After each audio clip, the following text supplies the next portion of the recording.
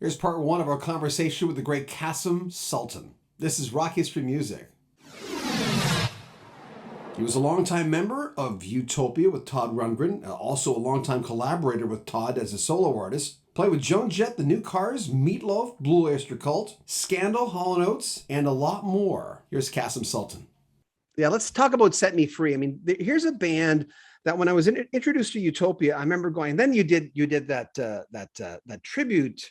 You know, you take all this is based on these songs, and it's the Beatles. And I remember going, what an ingenious. I mean, God, I would have never thought of that. You know, so when I was digging a little deeper into the band, because I was more familiar with his solo work as I was to Utopia, and then that's just a whole freaking other world. Yeah. And the fact that Utopia was a democratic band was cool. That you guys all sang.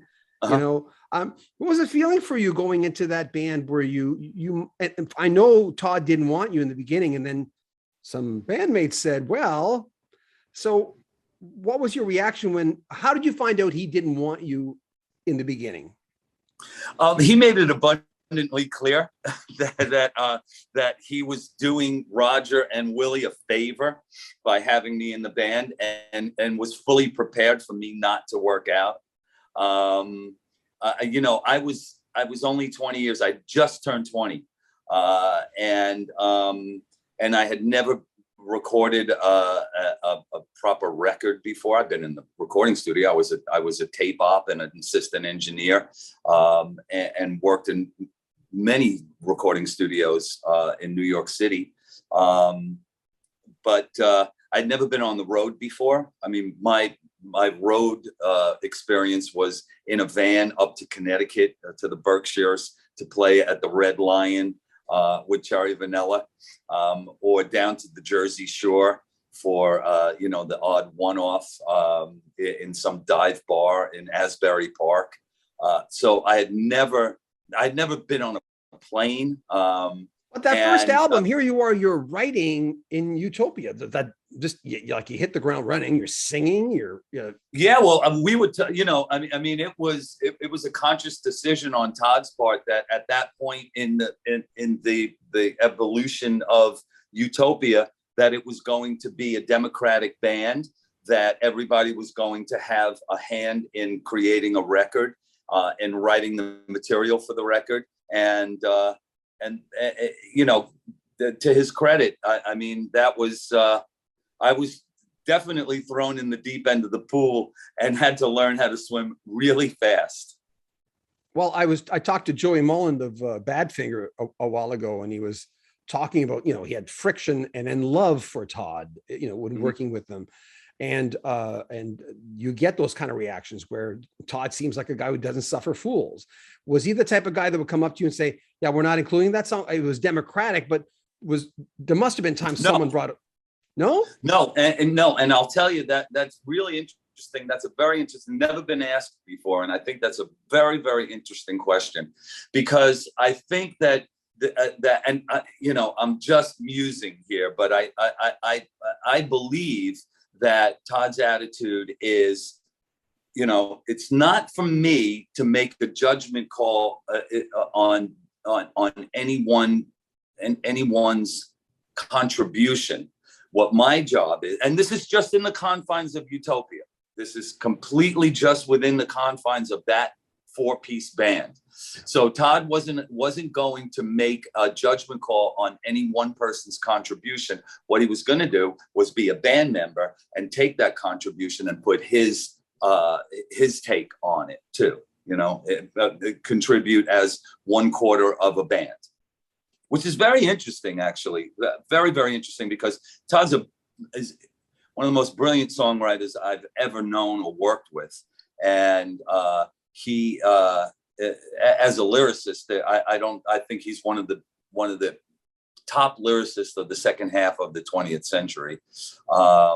And I mean, just to see him sit down, we had recorded a song called "Love Is the Answer," and we were working on the basic track, and he came in with a composition notebook, and half an hour. The song is written. The lyrics are written for "Love Is the Answer." So what a song that is! Yeah, it's a beautiful song. Well, I first heard it with England, Dan and John. England, Dan and John. Not knowing that it was a Utopia song. Yeah. Was there ever a criteria for Utopia of going, we're just four guys who are going to write songs? Set Me Free appeared on Adventures in Utopia, which was like, we did that in 1979 and, or 78, I don't know, something like that. Might have been 79 released. I think it was a hit in 1980. Yes, it? You are correct. Yes. So it was right after Oops, Wrong Planet.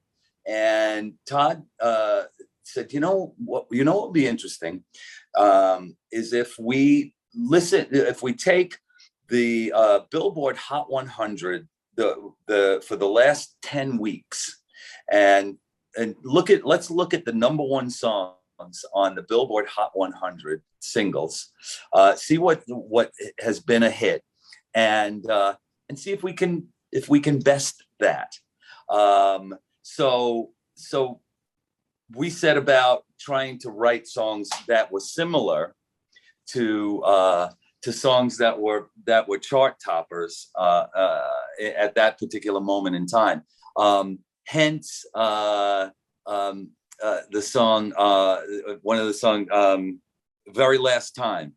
At that time, Boston's "More Than a Feeling" was number one. And if you listen to "Very Last Time" and "More Than a Feeling" back to back, I can see the similarities. "Set Me Free" was an interesting song because when I joined the band, when I joined Utopia, Todd's record contract with Bearsville Records was expired, and they wanted Todd to re-sign. And to his credit, Todd said, "Okay, I will re-sign with Bearsville Records, but you also have to re-sign Utopia, and you have to re-sign each individual member of Utopia to a solo contract."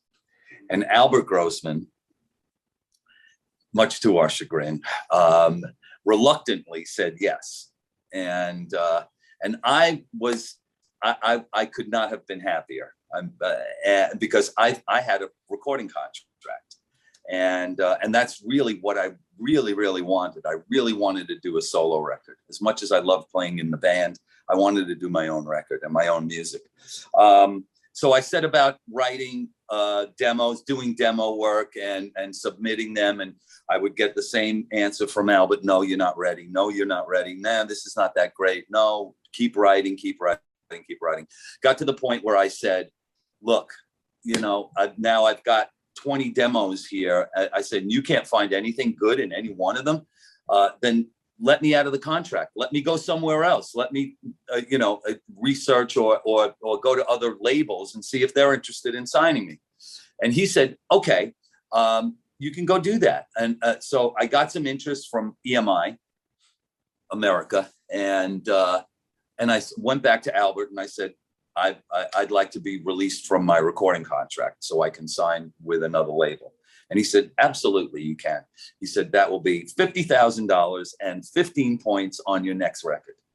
And I said, "Wait a second, hold on, let me get this straight. So you haven't done anything with me. I've done some demos in the studio, but I haven't used my $50,000. And why would you get 15% of my next record from doing nothing?" And I was told that was business. And that's a tough lesson to learn at 23 years old. So I sat down and in 20 minutes I wrote "Set Me Free" and at my folks' house and demoed it up and brought it to the band. And they're like, "Okay, this is a pretty good song." Were it not for Todd's production and Roger's ideas for counterpoint melodies and Willie's drumming, I don't know that it would have been as successful. It really took a village to make that song the hit that it was. But that song, it was about getting out of a record deal. So it's called 2021. Hmm. Yeah. You know what? There's not a bad. I mean, the Nick Lowe, you know, the last song. I knew the song from Elvis Costello, but did you write everything else? Yeah, I did. Myself and Phil Thornalley.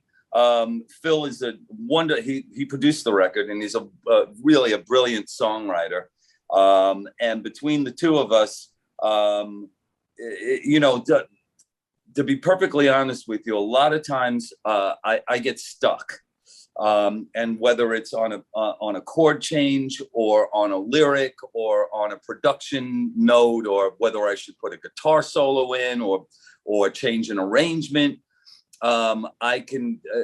One of the most brilliant things Jim Steinman ever said to me was, "I hate making a decision. It means the death of all possibilities." So I